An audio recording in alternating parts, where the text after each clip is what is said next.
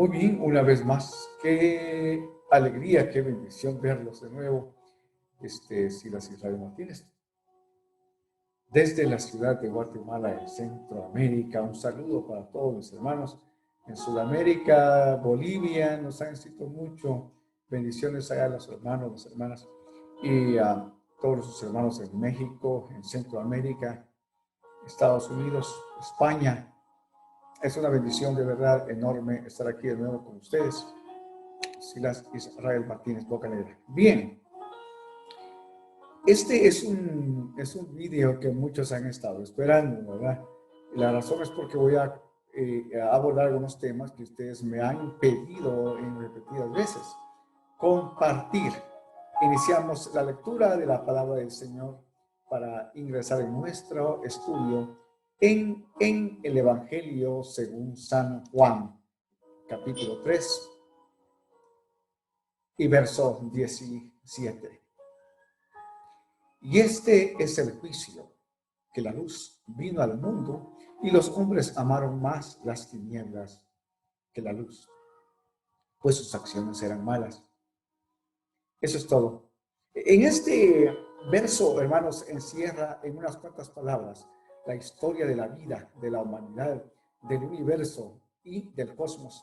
Representa en una forma concisa el conflicto entre el bien y el mal, entre la oscuridad y la luz.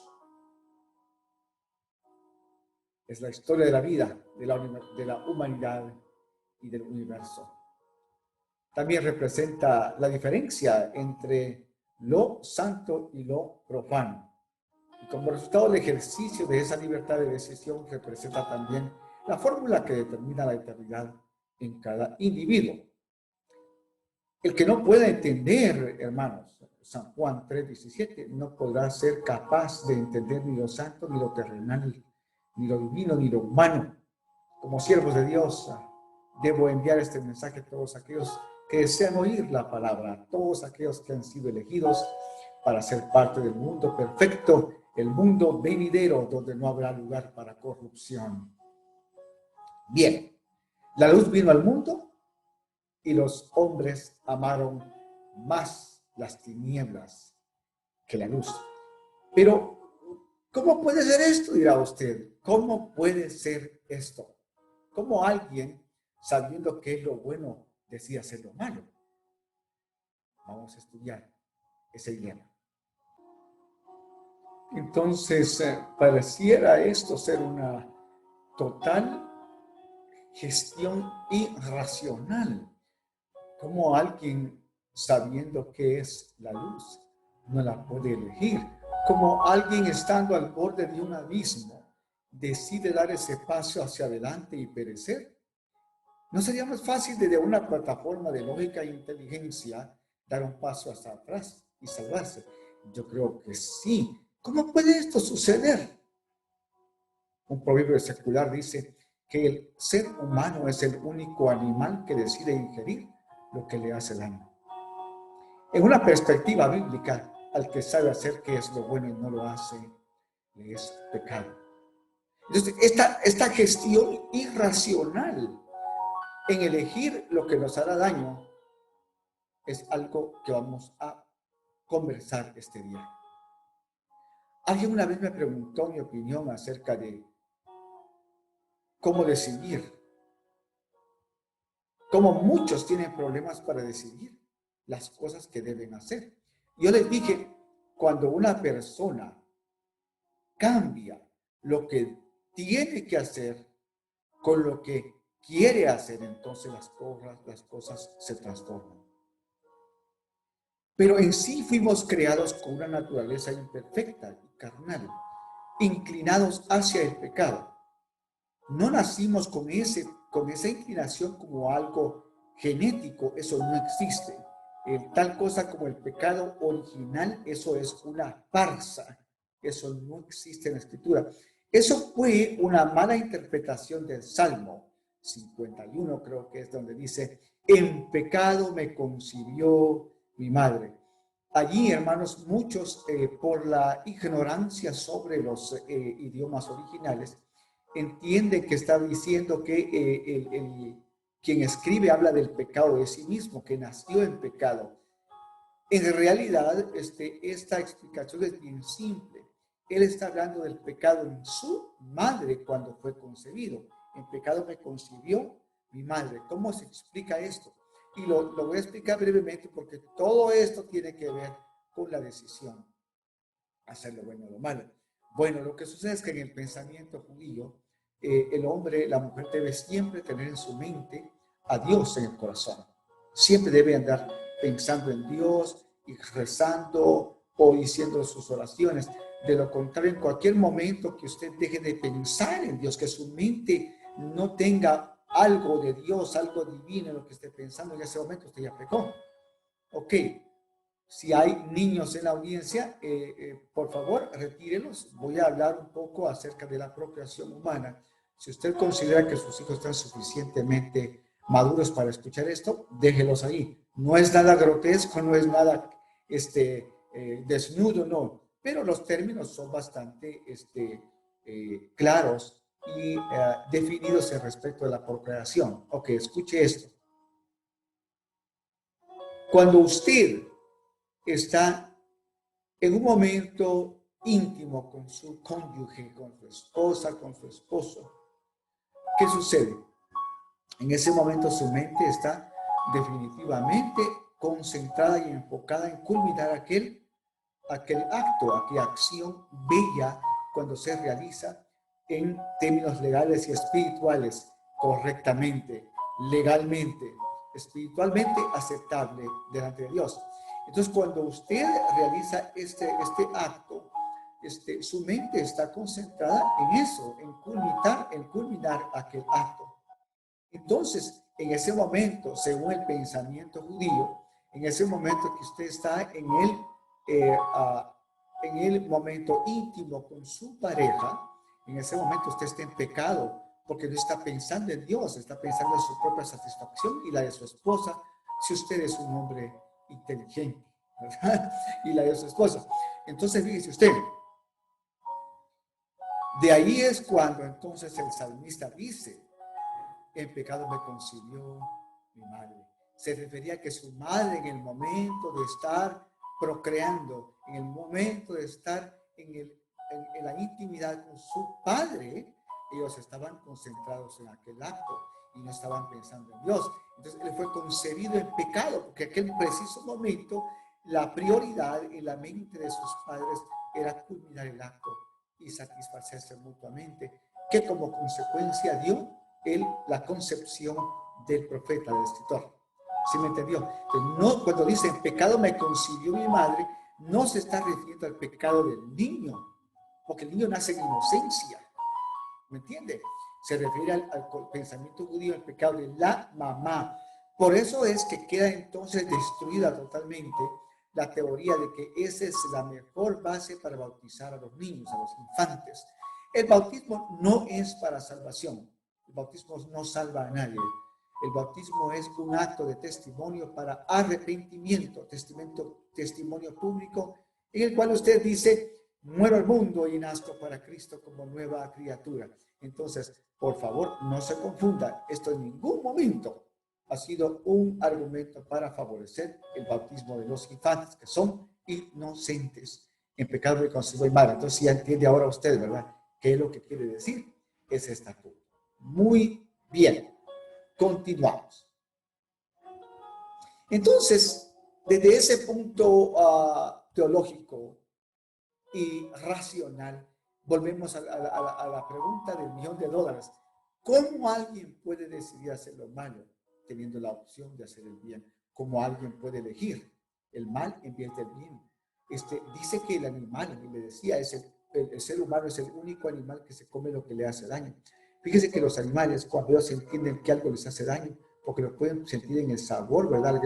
A veces la maldad quieren matar a algún animal, ¿verdad? Y le ponen veneno en su comida. Un animal puede oler, y si aquello no está escondido en el olor, en el aroma, el animal puede comerlo por no saber qué hay ahí. Pero media vez el animal detecta algo que le va a hacer daño, decide no comerlo, no comerlo.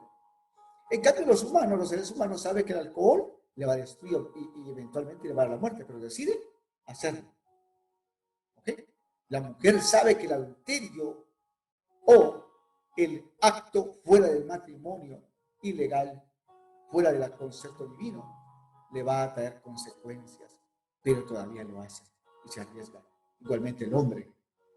Entonces, en este plan y en esta plataforma, vamos a hablar, hermanos, acerca de cosas muy importantes en relación a la decisión personal. ¿Cuándo es la edad de la decisión? Vamos a ver de cosas como la inocencia, la responsabilidad, la independencia, la emancipación. Manténgase pendiente. Voy a tomar un pequeño sorbo de agua y vuelvo con usted en un momento. Y para esto quiero brevemente analizar, explicar, si usted me permite la confianza, explicar algunos conceptos que son necesarios entender para poder saber qué es el tema de la decisión en hacer el bien y el mal. Entre estos tópicos quiero abordar rápidamente la inocencia, la edad de la decisión, la inocencia, la responsabilidad, la independencia y la emancipación.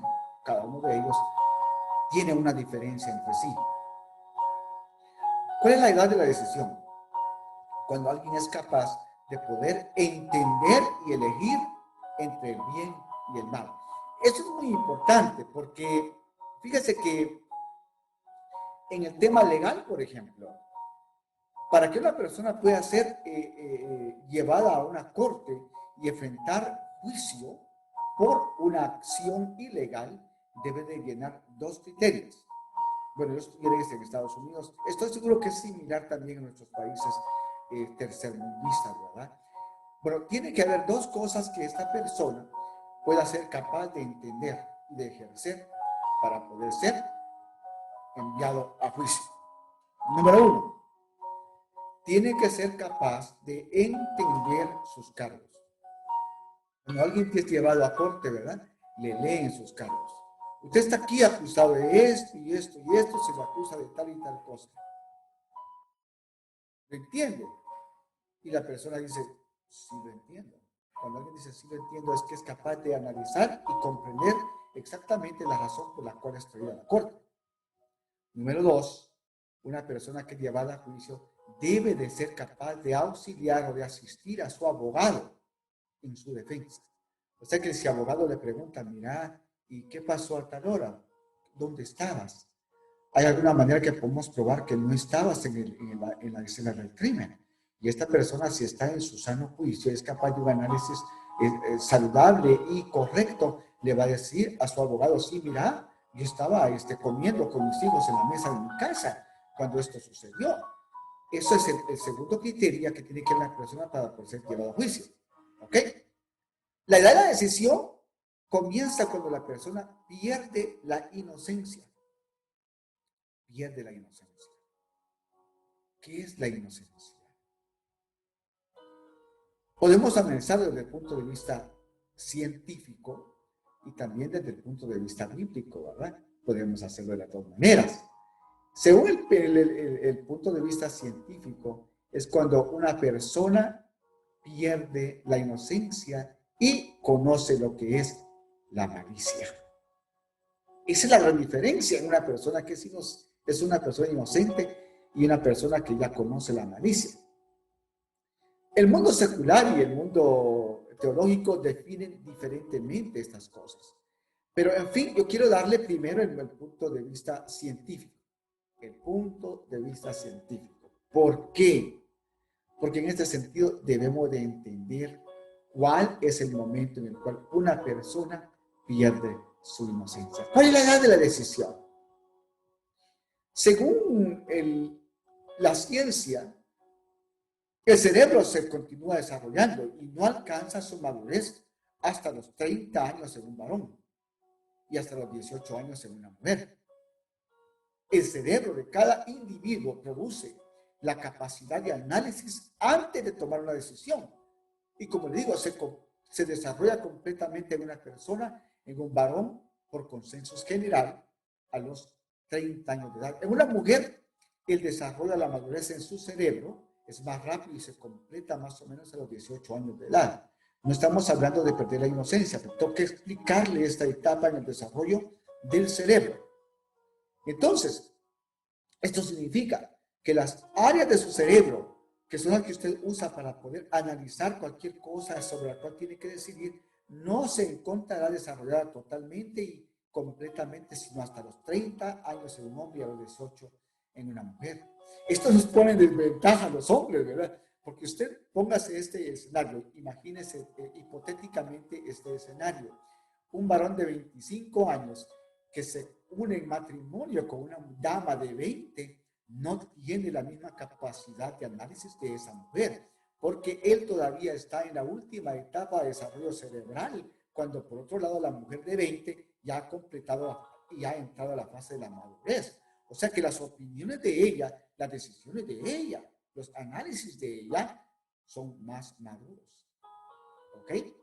Son más correctos, más racionales e inteligentes, aunque nos duelen los hombres, ¿verdad? Luego, más adelante, se van a equilibrar, ¿verdad? Cuando el varón llegue, bueno, si es que continúa juntos, ¿verdad? Hay que orar mucho, hermanos amados, por la disparidad social, por esa situación social que tenemos a este momento, la disfuncionalidad social. Ahora, cuando la gente hace un matrimonio, va hablando desde el principio acerca de los bienes en común, bienes separados, porque ya aún antes de unirse en matrimonio están considerando qué pasaría si se separan. Qué triste. En fin, luego después, si ellos continúan juntos, ¿verdad? Un varón judío, por ejemplo, y esta es una buena forma de entender esto. Fíjese, países tan desarrollados y con tanto éxito, no solamente bélico, en científico, sino también social y económico. Israel. Allá en Israel, un varón no se casa antes de los 30 años y tiene que tener estos requisitos para poderse casar, ¿ok? Primero tiene que tener 30 años de edad. Número 2, tiene que tener un ahorro equivalente al presupuesto anual de 5 años. Y número 3, tiene que ser propietario de su propia casa. Si no cumple con esos requisitos, no se casa. En nuestros países es vergonzoso decirlo y lamentablemente los gobiernos no han sido capaces de poder crear una plataforma de educación efectiva y suficiente para que las personas, cuando llegan a la edad de casarse o cuando pasan por las edades diferentes de desarrollo, no cometan errores por falta de análisis, que sean educados. En Guatemala, por ejemplo, tenemos uno de los más altos índices de embarazos en niñas menores de edad. El Señor nos perdone por eso, porque todos somos responsables. Como siervos de Dios, como ministros, usted tiene la gran obligación de crear clínicas de enseñanza, de educación sexual, de educación prematrimonial y consejería matrimonial. Es tan importante para un varón de Dios que es líder en la congregación y tener todos estos conceptos. Entonces la inocencia, hermanos, la inocencia se pierde cuando se conoce la malicia. La inocencia equivale a la carencia de malicia. Malicia es pecado, así de fácil, así lo podemos hacer. Malicia es pecado. Un niño se cree por mente general, por mentalidad general, en el ámbito científico, que tiene inocencia, que pierde su inocencia hasta la edad de 8 a 10 años de edad. Aunque su cerebro no está maduro completamente, a esa edad un niño puede entender ya qué es lo bueno y qué es lo malo, qué es lo incorrecto, qué es lo incorrecto. Aunque un niño de los 8 a los 12 años de edad o hasta los 14 algunas veces pasa por las etapas que se conocen como las 3 etapas de razonamiento ético y moral. De los 8 años a los 12 años, los niños son como una esponja. Ellos son como una página en blanco sobre la cual se puede escribir un libro. Todo lo que los niños de 8 a 12 años ven en sus padres, lo van a hacer cuando sean grandes. Lo más posible es que lo van a hacer. En un momento voy a platicar acerca de la injusticia en ese nivel. Entonces, un niño a los 8 años se considera que en la mayoría de casos pierde la inocencia, porque la inocencia también tiene un factor determinante y es poder entender la interacción sexual genérica entre un hombre y una mujer. Cuando un niño ya entiende el concepto del sexo y sus variables alrededor, se entiende que ha perdido la inocencia. Un niño a los 12 años de edad ya se puede bautizar en agua. El bautismo en agua no es para salvación, pero es un lindo evento para testimonio público de que usted ha decidido, ha tomado la decisión autónoma de seguir la palabra de Dios como su norma de conducta en la vida. Entonces, por esta razón, hermanos amados, es tan importante mantener una base de datos en la congregación. Una base de datos en la estructura de la congregación es tan importante para poder darle a los líderes y al ministro, a los pastores, a los consejeros, las herramientas y la información necesaria para poder suplir las necesidades de consejería en el pueblo. No hablo de conocer estadística financiera, ¿verdad? No, eso solo se permite cuando el miembro lo presenta voluntariamente. Nunca un líder deberá pedir o conocer detalles del estatus financiero de sus miembros. Nunca. Pero en realidad la relación a la estadística familiar es necesario. ¿Para qué? Para que podamos ministrar en una manera efectiva y santa. Entonces, para poder hablar de la inocencia, para poder hablar del pecado, debemos hablar de qué es la injusticia. La injusticia. La injusticia se manifiesta en varias formas. Quiero mostrarle el siguiente gráfico para que lo entendamos mejor. En el concepto secular, la injusticia no se entiende igual que en el concepto y el diccionario teológico. Hay diccionarios teológicos, hay diccionarios de la lengua española, hay diccionarios en psicología, hay diccionarios en tantas diferentes áreas de estudio y práctica y ejercicio. En nuestro video, en nuestra enseñanza, todos los conceptos son desde la plataforma teológica. Como psicólogo yo le puedo hablar del concepto en el trasfondo científico, sin embargo, nos concierne en esta oportunidad hablar desde la plataforma teológica. ¿Qué es entonces la injusticia? La justicia es la piedad, la santidad, vivir bajo los conceptos divinos. Eso es la justicia en el sentido bíblico y teológico. La justicia en el mundo secular es diferente, ¿verdad? En el sentido legal, es la correcta administración de la moral y el derecho equitativamente para el bien y beneficio justo de todos. En el tema científico, no.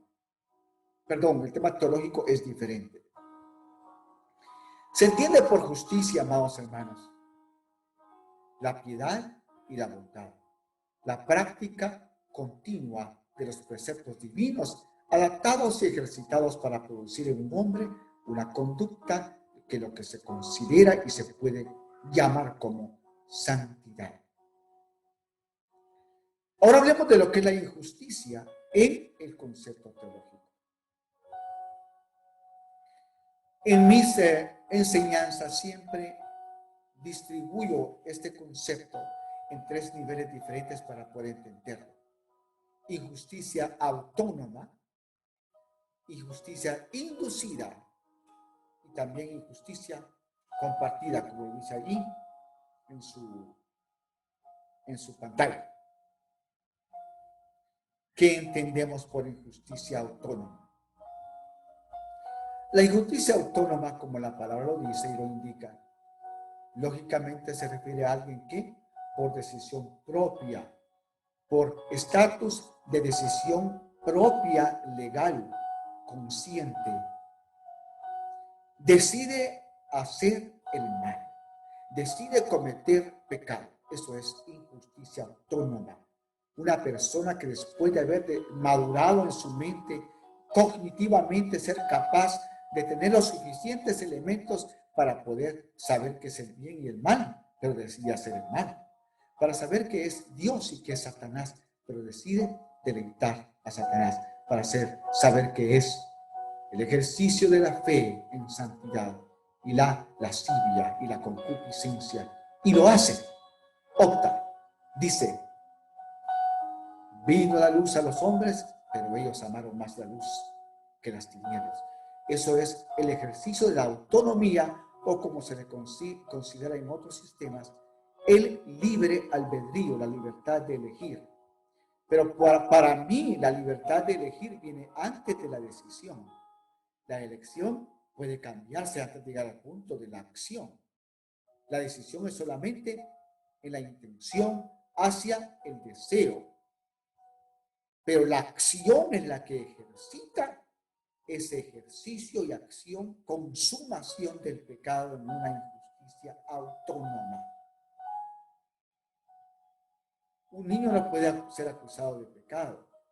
Un niño se le puede llevar a la corte para juzgarlo como un adulto. En la ley hay cierta edad en la cual un niño puede ser considerado como un adulto dependiendo del cargo y el crimen que haya cometido. Y esto ha creado conflictos, tremendos casos en las cortes del mundo. Número 2, injusticia inducida. Esto, hermanos, es cuando una persona, cuando un niño, más que todo, crece en un ambiente de pecado, de injusticia. Por ejemplo, los padres son viciosos. El padre es un alcohólico que va y regresa por la noche bajo los efectos del licor. Su madre, esperando en casa el alimento, lo que recibe es un hombre que la maltrata y a veces comete delitos de violencia doméstica contra ella y los niños. Los niños ven eso y, como le explicaba hace un momento, las 3 etapas de desarrollo ético y moral que se considera ocurren de los 8 a los 12 años de edad, es cuando un niño es como una esponja y absorbe todo lo que está a su alrededor. Cuando yo crezca, yo quiero ser como mi papá. Y si el papá es aún más ignorante, se acerca a veces a su niño y le dice, ve y tráeme una cerveza del refrigerador. El niño tiene curiosidad porque está desarrollando sus etapas de razonamiento ético y moral. Y en el camino tiene curiosidad y tal vez toma un sorbo de aquella cerveza. Tal vez el padre le dice, mira, amigo, vengo de ver a mi otra vieja, dice, a mi otra mujer. Para aquel niño, tantas veces que se le comparte esos temas, esos estatutos de injusticia, de pecado, recuérdense que estamos hablando teológicamente, que hace el niño comienza a aceptarlo como una cosa normal. Y es inducido por la conducta de sus padres o sus familiares cercanos a adoptar una costumbre de injusticia, de pecado delante de Dios. En estos casos, no tanto como la injusticia autónoma, cuando la injusticia autónoma trae el pecado sobre un individuo, este individuo todavía puede ser traído al bien a través de educación, a través de evangelismo, a través de la palabra de Dios, de consejería, de métodos de rehabilitación. Pero la injusticia inducida va un poco más allá. Porque la justicia inducida a un niño que ha crecido en un ambiente deplorable de pecado y de maldad, hace las cosas porque cree que están bien, cree que es lo normal. Y este niño necesita no solamente educación y rehabilitación, sino la presencia y la visitación del Espíritu Santo en su vida para poder hacer una nueva criatura. Y eso solamente se puede a través del Señor, de la palabra de Dios. Y usted como hijo de Dios, como pastor, como ministro, como colaborador en la congregación de los justos, tiene la gran responsabilidad de educar a las juventudes, a la niñez, a las masas jóvenes en su iglesia. Aquellos que vienen con el corazón partido y destruido por la injusticia que ha sido inducida, por el pecado que asedia sus vidas, por aquel pecado que llevó a sus vidas con Dios, aún no lo entendían. Número 3, injusticia compartida. La injusticia compartida, hermanos, es cuando un ejemplo muy simple,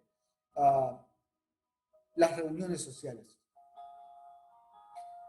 Muchas personas inmaduras y débiles, muchas veces caen en injusticia, o sea, caen en pecado, porque ellos quieren ser parte del grupo. Y le invitaron a una fiesta, ¿verdad? Fue y compartió. Hubo un yugo desigual con los incrédulos, entiéndalo, evítelo, líbrese del infierno. No es que es una reunión de trabajo, miente la gente, ¿verdad? Fíjate, mi hija, que el sábado sé que no trabajo, pero no voy a estar en la casa, porque fíjate que tenemos una reunión de trabajo. Mentira, lo que tienen es una reunión social, una reunión de embriaguez, de licor, de lascivia, y quién sabe cuántas cosas más, drogas, alcohol, y luego los efectos naturales de una situación de esa forma. Comparten el pecado voluntariamente. ¿Y por qué se considera un nivel de injusticia muy separado? Porque hay formas en las cuales esto ocurre, formas en las cuales usted puede evitar. Usted tiene la oportunidad de no participar, pero decide hacerlo. Se cree muy, muy santo, ¿verdad? Y aunque esté en la corte del rey como Daniel, no me va a contaminar, voy a comer comida kosher, ¿verdad? No, hermano, no es así. Somos humanos. Estamos expuestos y sujetos. Santiago dijo, estamos sujetos al mal.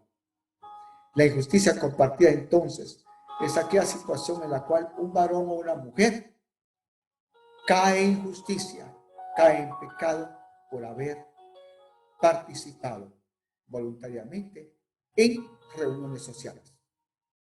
Bien, quiero compartir un nivel más de injusticia. Entonces,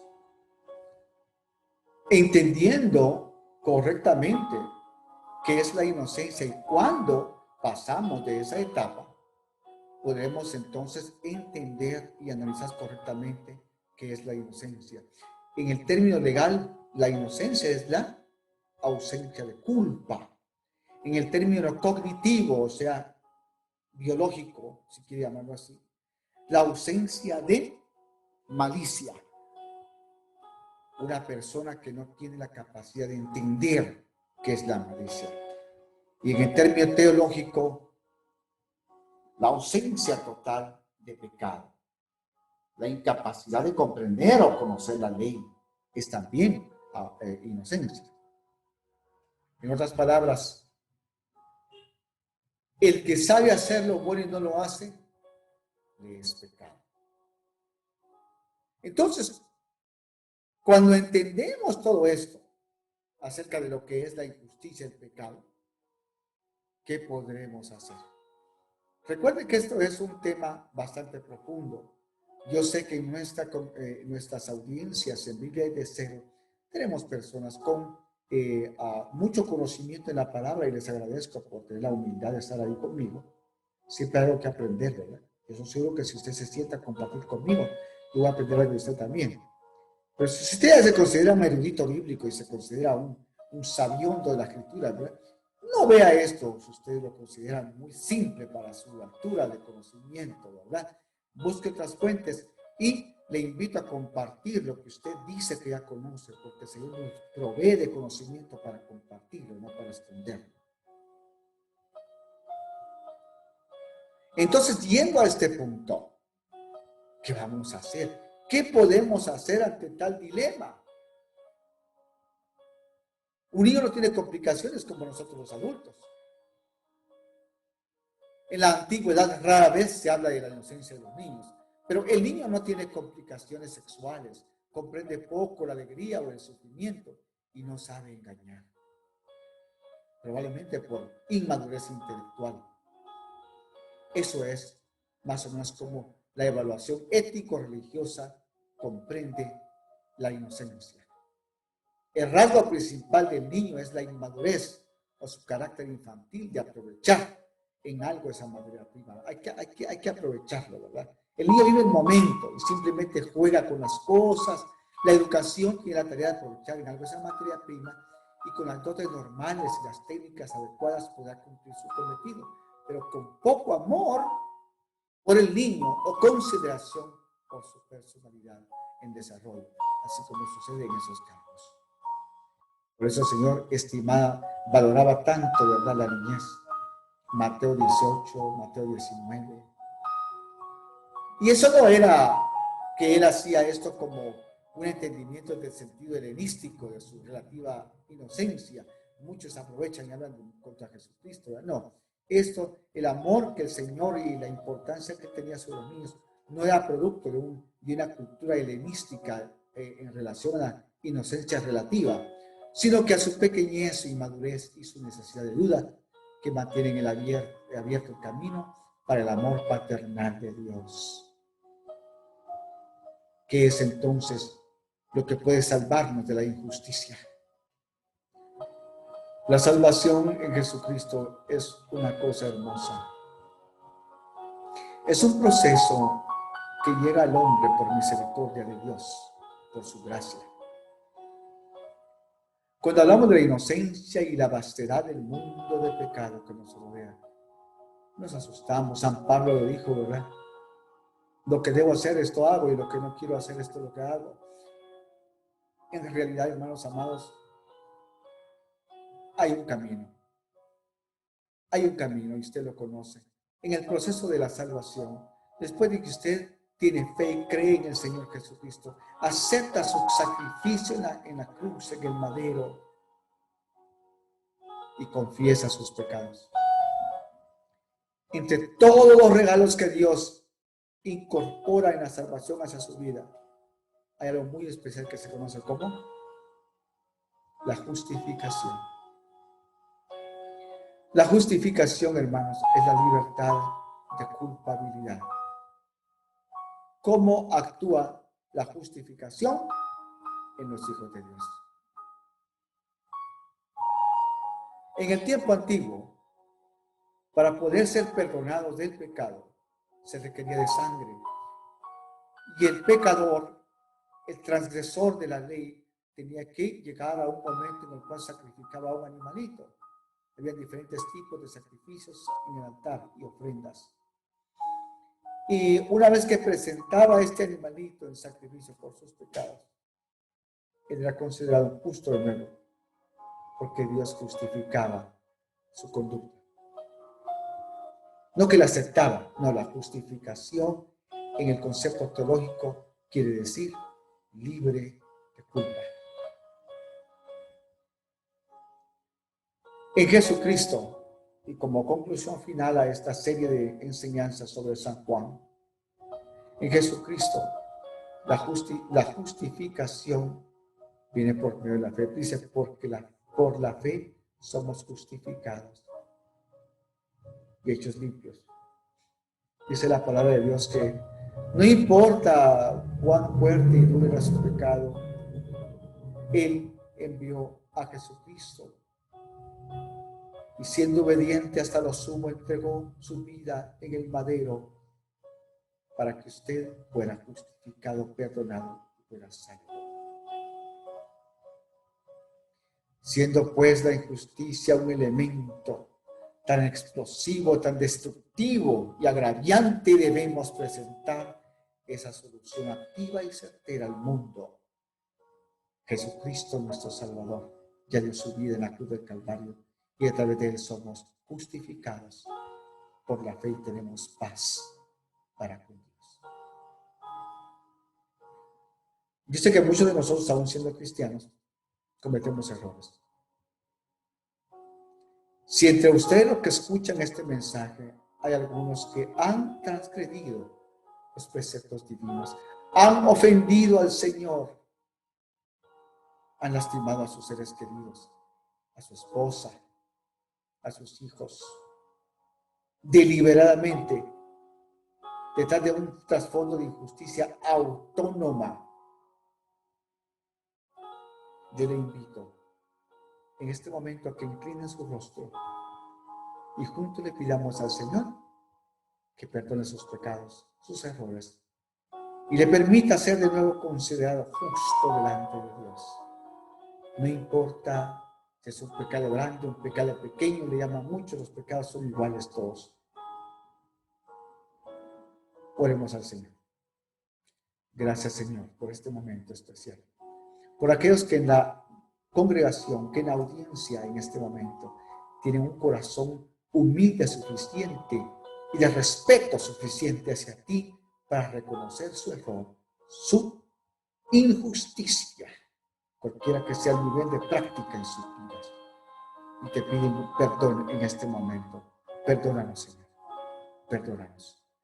Nos arrodillamos ante ti y te pedimos que perdones nuestros pecados, limpies nuestras deudas y nos hagas delante de ti un hombre o una mujer justo, merecedor de una oportunidad en el mundo venidero para vivir juntamente contigo por siempre. Amén.